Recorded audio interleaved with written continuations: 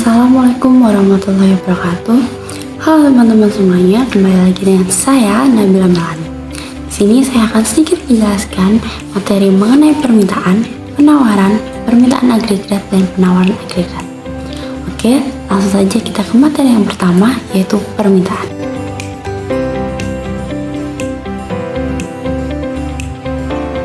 Permintaan adalah jumlah barang atau jasa yang diinginkan oleh masyarakat untuk dibeli pada tingkat waktu tertentu.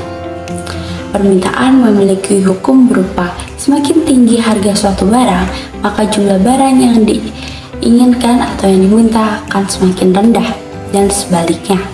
Nah, faktor-faktor yang mempengaruhi permintaan ini ada beberapa. Yang pertama itu ada harga barang itu sendiri, kedua ada pendapatan, ada selera, ada harga barang substitusi, harga barang komplementer, barang inferior, distribusi pendapatan, dan jumlah penduduk.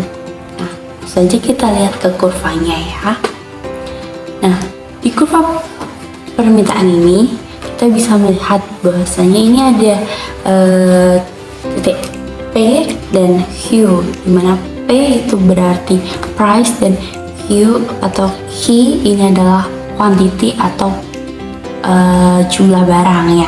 Nah, kalau dilihat dari kurva permintaan yang biasa, ini masih biasa ya teman-teman. Ini berarti bahwasanya seperti hukumnya tadi, yaitu jika harga barang naik, maka jumlah barang yang diinginkan akan semakin sedikit. Nah, terus kita akan belajar mengenai pergerakan kurvanya.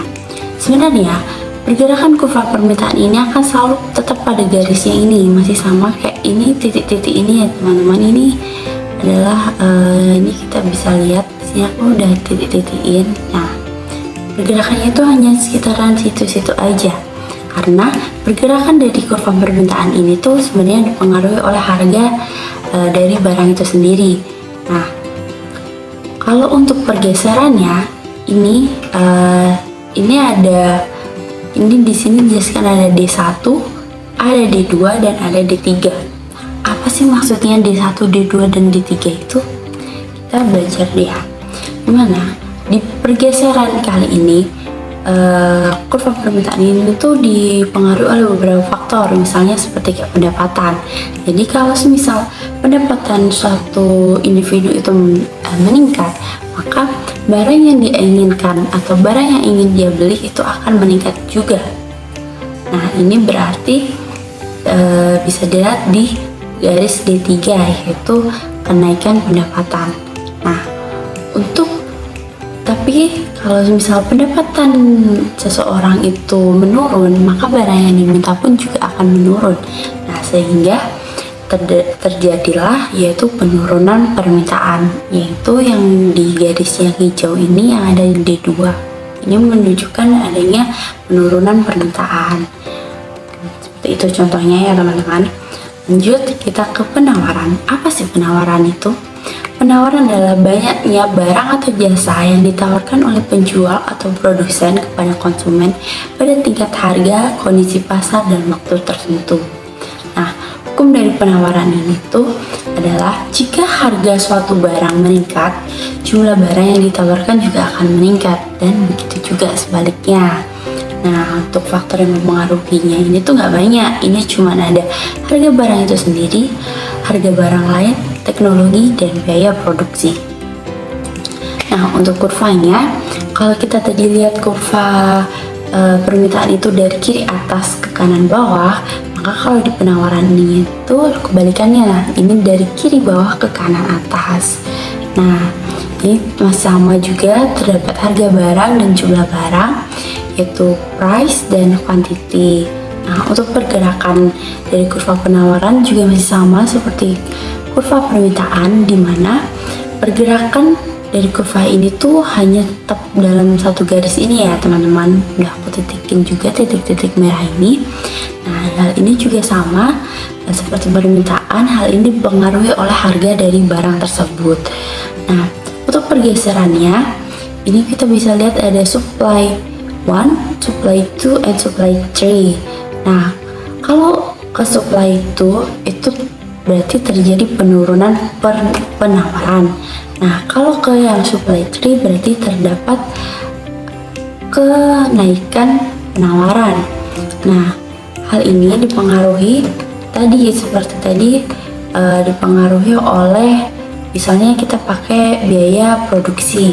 Nah, kalau misal biaya produksinya itu naik, otomatis produsen itu tidak akan banyak melakukan produksi sehingga terjadi penurunan penawaran. Nah, namun ketika biaya produksinya itu rendah, maka akan dilakukan produksi yang besar-besaran dan akan menawarkan harga yang lebih karena itu akan menjadi sebuah keuntungan, ya kan? Nah, itu makanya itu akan terjadinya kenaikan penawaran yang ada di supply tree ini. Nah, kita lanjut ke materi selanjutnya yaitu permintaan agregat. Permintaan agregat atau biasa ditulis dengan ADA yaitu ada agregat demand, merupakan jumlah permintaan keseluruhan barang atau jasa akhir yang diminta oleh seluruh pelaku ekonomi pada berbagai tingkat harga. Permintaan agregat adalah hubungan antara tingkat harga agregat dengan jumlah output yang diminta. Nah, permintaan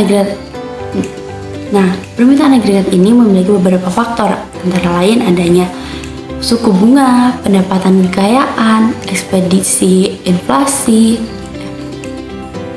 Permintaan agregat ini juga memiliki beberapa faktor yang mempengaruhinya. Nah, yaitu pertama ada suku bunga, pendapatan dan kekayaan, ekspektasi inflasi, dan adanya nilai tukar mata uang. Selain itu, permintaan agregat juga memiliki 4 komponen penting, yaitu adanya pengeluaran konsumsi, pengeluaran investasi, pengeluaran pemerintah, dan ekspor impor. Nah, permintaan agregat juga memiliki kurva. Teman-teman bisa lihat di gambarnya.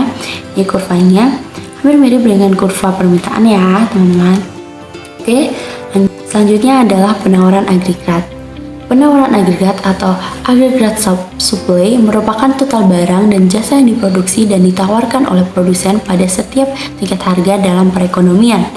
Penawaran agregat adalah hubungan antara tingkat harga dengan jumlah barang yang ditawarkan. Karena perusahaan yang menawarkan barang dan jasa memiliki harga fleksibel dalam jangka panjang dan jangka pendek. Nah, faktor-faktor yang mempengaruhi penawaran agregat antara lain adalah tenaga kerja, modal, sumber daya alam, dan teknologi. Nah, untuk kurva penawaran agregat bisa dilihat, ini ada 2 garis. Yang pertama adalah garis yang pink, ini adalah long run agregat supply atau jangka panjang dari penawaran agregat, dan yang biru adalah short run agregat supply, yaitu jangka pendek dari penawaran agregat. Nah, sekian materi yang saya sampaikan pada kesempatan kali ini. Semoga bermanfaat buat teman-teman semuanya. Kurang lebihnya mohon maaf. Assalamualaikum warahmatullahi wabarakatuh. Bye-bye.